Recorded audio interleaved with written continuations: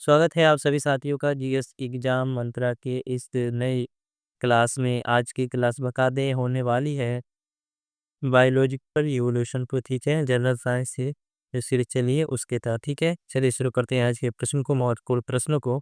Top 25 plus question है। Video class तक बने रहिएगा, ठीक है। चलिए, अ, अगला प्रश्न है।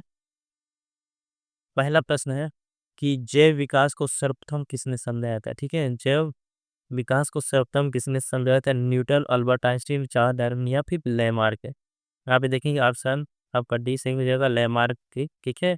लेमार्क के बाद में जैव विकास को सर्वप्रथम समझाया था।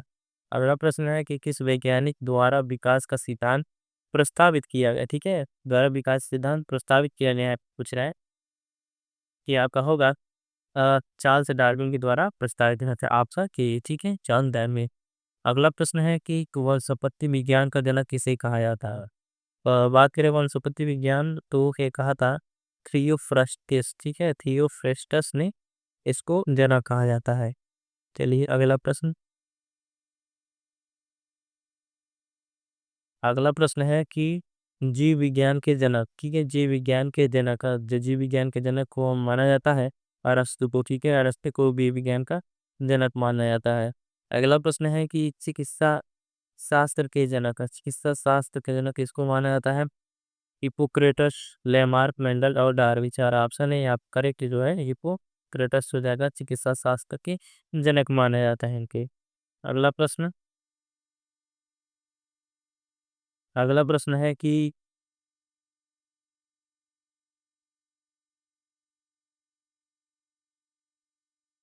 योग्यतम पीक उत्तर जीवित यानी सर्वाइवल ऑफ फिटेस्ट के सिद्धांत का प्रतिपादन किया था। तो इसका जो प्रतिपादन लेमार्कवाद, ठीक है, डार्विन ने, ह्यूगो डूब्रिज या फास्टर, सारे ऑप्शन है यहाँ पे आपका करेक्ट आंसर है डार्विन, ठीक है। सर्वाइवल ऑफ फिटेस्ट डार्विन ने दिया था, ठीक है। अगला प्रश्न है कि एक्सोबायोलॉजी किससे संबंधित है? वाय अंतरिक्ष जीवन में, पशुओं का जीवन, पौधों का जीवन, पृथ्वी पर मानव जीवन, किससे संबंधित है? ते है वाय अंतरिक्ष जीवन, ठीक है। एक्सोबायोलॉजी जो कहा था वाय अंतरिक्ष जीवन से संबंधित है। अगला प्रश्न है कि पूछ रहा है आपसे तो ये युग्म सम्मिलित करना, निम्नलिखित में से कौन सा युग्म सुमेलित नहीं है, ठीक है। कौन सा युग्म सुमेलित नहीं है पूछ रहा है। या आपको मालूम है फूलों की खेती को फ्लोरिकल्चर कहा जाता है, फसलों की खेती को एग्रोनॉमी, ठीक है। और सब्जियों की खेती को यहाँ गलत है, ठीक है, हार्टिकल्चर नहीं कहा जाता है। ये आपका यहाँ पे प्रश्न के हिसाब से आपका ये सही हो जाएगा, आपका सी सुमेलित नहीं, जबकि फलों की खेती को पोमोलॉजी कहा जाता है, ठीक है। चलिए अगला प्रश्न देखिए। अगला प्रश्न है कि डायनासोर जो है किस प्रकार के जीव थे? सीनोजोइक सरीसृप, मीसोजोइक पक्षी, पैलियोजोइक एम्फीबिया, मीसोजोइक सरीसृप कौन थे, ठीक है। तो यहाँ पे जो देखेंगे आपका मीसोजोइक ये पक्षी थे, मीसोजोइक ये मीसोजोइक प्रकार के एक पक्षी थे। अगला प्रश्न है कि जीव विज्ञान शब्द का प्रयोग सर्वप्रथम किसने किया था? जीव विज्ञान शब्द का प्रयोग सर्वप्रथम किसने किया था? अरस्तु, लेमार्क तथा ट्रवेनरस, ठीक है, पुरकिंजे या फिर वान मान। तो यहाँ पे जो है लेमार्क तथा, ठीक है, लेमार्क तथा ट्रेवी रेनस ने किया था, ठीक है। आपका यहाँ पे बी राइट आंसर हो जाएगा। चलिए अगला प्रश्न।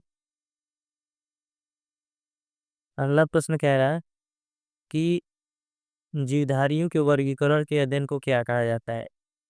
जो जीवधारियों का वर्गीकरण होता है उन्हें क्या कहा जाता है?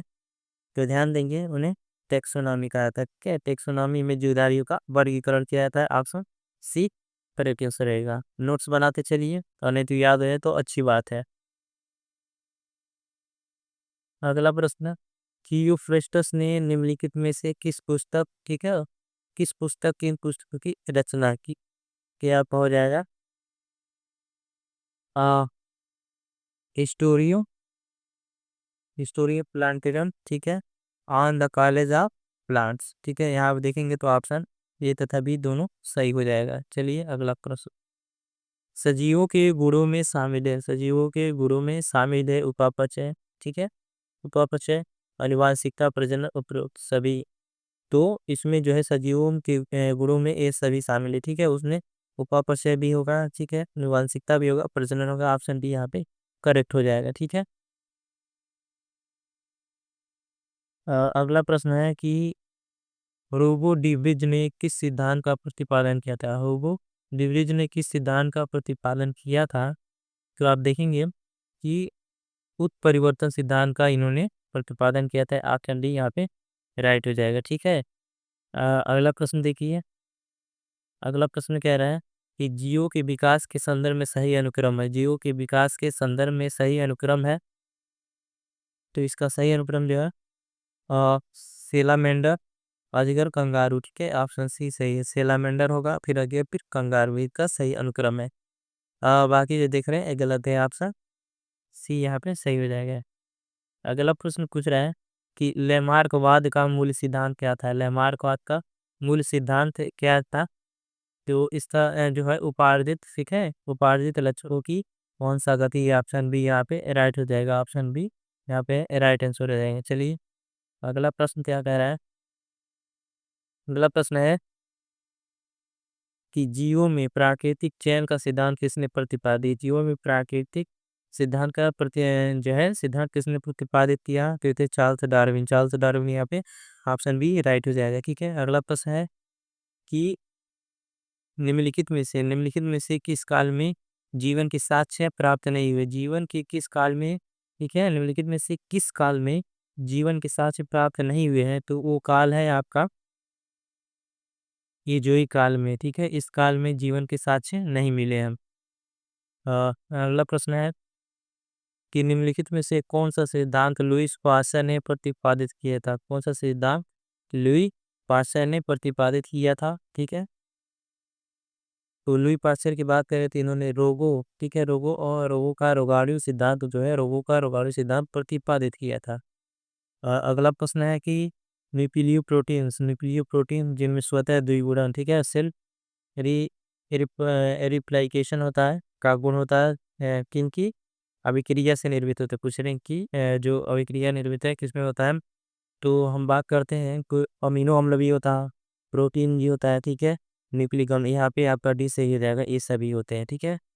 अगला प्रश्न है कि वर्तमान प्रमाण के, ठीक है, वर्तमान प्रमाण के अनुसार पृथ्वी पर जीवन का उद्गम लगभग कितने वर्ष पूर्व हुआ था? तो हुआ था लगभग 3.5 बिलियन वर्ष पूर्व, ठीक है, 3.5 बिलियन वर्ष पहले पृथ्वी को और जीवन को उद्गम माना जाता है, ठीक है, अभी तक। अगला प्रश्न है कि पृथ्वी पर सबसे प्राचीन जीव समूह कौन सा है? तो सबसे जो प्राचीन जीव समूह है वो नील हरित शैवाल देखते होंगे पानी में, वही होता है, ठीक है, ऑप्शन यहाँ पे करेक्ट हो जाएगा। अगला प्रश्न है कि आधुनिक मनुष्य, ठीक है, आधुनिक मनुष्य के हाल का पूर्वज है, तो है यहाँ पे आपको क्रो मैग्नान मानुस, ठीक है, क्रो मैग्नान मानुस, ऑप्शन बी यहाँ पे करेक्ट हो जाएगा, क्रो मैग्नान मानुस याद रखिए। अगला प्रश्न है कि मैमथ जो है किस जीव का पूर्वज है? मैमथ किस जीव का पूर्वज है? तो हाथी का है। हाथी वो किसका है? हाथी का है। अगला प्रश्न कि आर्कियो आर्कियोप्टेरिक्स, ठीक है, आर्कियोप्टेरिक्स क्या है? ठीक है, तो क्या है? जुरासिक का सर्वपुरातन पक्षी, जुरासिक काल का सरीसृप, ट्राइएसिक काल का सरीसृप, ट्राइएसिक तथा जुरासिक दोनों कालों का सरीसृप। तो ये हम बात करते हैं कि आपको हो जाता है क्या? जुरासिक का सर्वपुरातन पक्षी है, ठीक है, आर्कियोप्टेरिक्स जो है जुरासिक का सर्व पुरातन सबसे पुराना पक्षी माना जाता है, ठीक है। अगला प्रश्न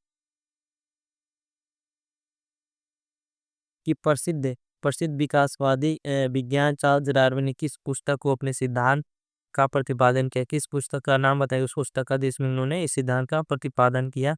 तो था द ओरिजिन ऑफ स्पीच, ठीक है, द ओरिजिन ऑफ स्पीच से ध्यान देंगे, काफ़ी इंपॉर्टेंट होता है, परीक्षा पूछ देता है कि पुस्तक किसने लिखा है, इसके राइटर का नाम बताइए, या फिर डार्विन का पुस्तक का नाम बताइए। द ओरिजिन आप इस किसी कई तरह से पूछ सकते हैं, ठीक है, यहाँ पे आप बी सही हो जाएगा। अगला प्रश्न है कि निम्नलिखित तत्व समूहों में से कौन सा पृथ्वी पर जीवन की उत्पत्ति के लिए उत्तरदायी था? ठीक है, उत्पत्ति के लिए उत्तरदायी था। ते हैं कार्बन, हाइड्रोजन और नाइट्रोजन। ठीक है, कार्बन, हाइड्रोजन यहाँ पर राइट हो जाएगा, जो पृथ्वी पर जीवन की उत्पत्ति के लिए उत्तरदायी है। ठीक है, कार्बन, हाइड्रोजन और नाइट्रोजन। अ, तो आज की क्लास में हमने आपको बताया बायोलॉजी का पहला चैप्टर था बायोलॉजिकल इवोल्यूशन के संबंधित सारे महत्वपूर्ण प्रश्नों को आपका कवर करा दिया। जाते जाते वीडियो को लाइक कर दें और चैनल सब्सक्राइब करना ना भूलें। जुड़ रहिए, क्योंकि ऐसी इंपॉर्टेंट वीडियो रेगुलर और एक सीरीज में आपको यहाँ मिलती है। ठीक है, आज के लिए इतना ही, धन्यवाद।